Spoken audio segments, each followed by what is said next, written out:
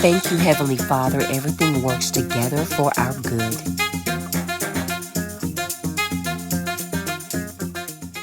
Judas' purpose, the reason he was born, was to fulfill his mission in throwing Yahshua HaMashiach under the bus, betray him, stab him in the back, and that was his purpose.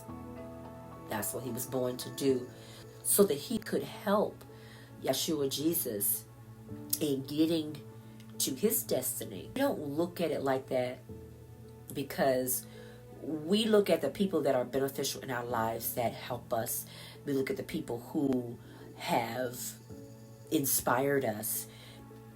But I want you to take a look at the people that's thrown you under the bus. I want you to look at the people who have hated. Because Judas, he actually thought he was doing something good, because he wanted the Messiah to be more famous and popular than what he was.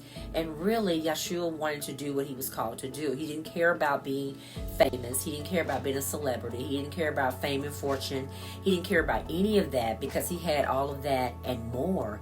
He had the whole kingdom. Because when Jesus was tempted, those 40 days and 40 nights that he was in the wilderness, and he was tempted when, the enemy said, I will give you all of this. I will give you all these cars, all these deals, all these contracts. I will give you all the money in the world if you just bow down and worship me. Yahshua Jesus, he just wasn't having it, because he knew that the Heavenly Father made him and made him ruler over all the powers of the enemy. Then why would, Yahshua Jesus want to have something of the enemy when it's only temporary anyway? Because anything that the enemy, Satan, Lucifer, gives you, it is temporary. So Yahshua knew this. So everything that Lucifer have, Satan, the devil, the serpent, the snake, everything that he has is on lease. He don't even own anything. He don't even own the world after this world. He just have a destination. So he's trying to recruit to get everybody to go to his destination. So when Jesus was tempted, I'm sure that Jesus was like, when people come to you and they talk foolishness and they trying to get you involved in some things, and you just be like, you must don't know who I am. Like, how can you even approach me in this manner?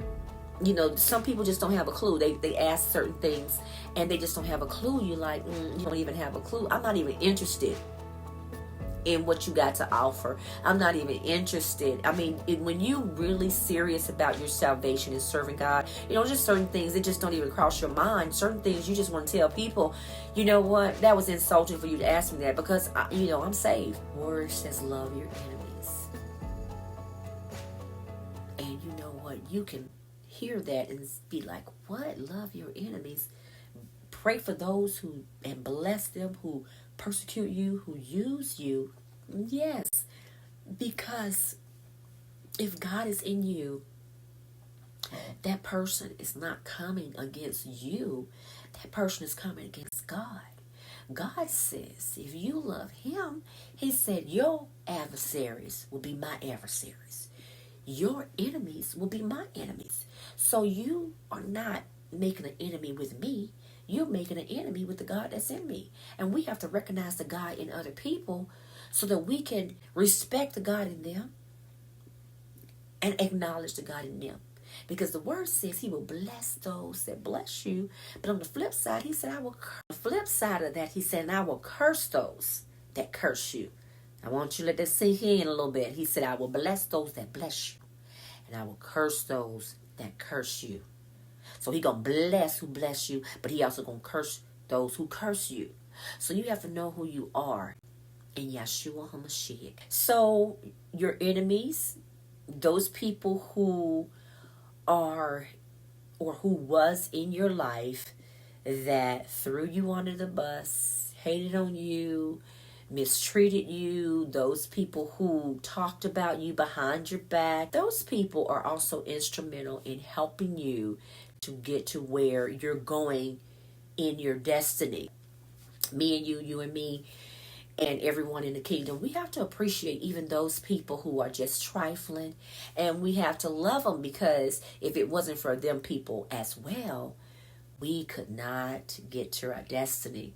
So let's appreciate everyone that the Heavenly Father graced to come into our lives, because when you get a revelation that God does not play about his people, about his word and his promises. See, he's going to fulfill them promises, and he's going to fulfill his word, and he's going to revenge his people. When people have a clear understanding that God is nothing to be played with, then they will get some act right. God has your back.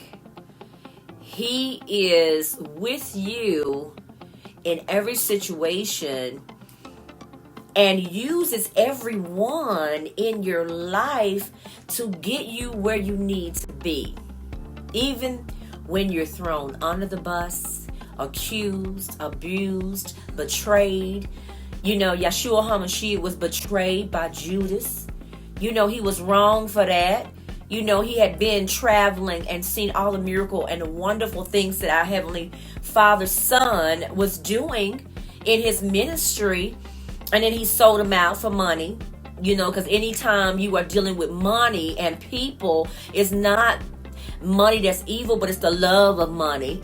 Because when there's money associated and you have people that are not built up in their faith, and they put more emphasis on money and getting more money or fame, or wanting to have such a platform of being celebrity or popular, and that drives them, and it is fascinating for them, and it's something that they really thrive to be, then that money is gonna get you, just like it got Judas, because Judas betrayed Yahshua HaMashiach, Jesus Christ, and he was wrong, but guess what?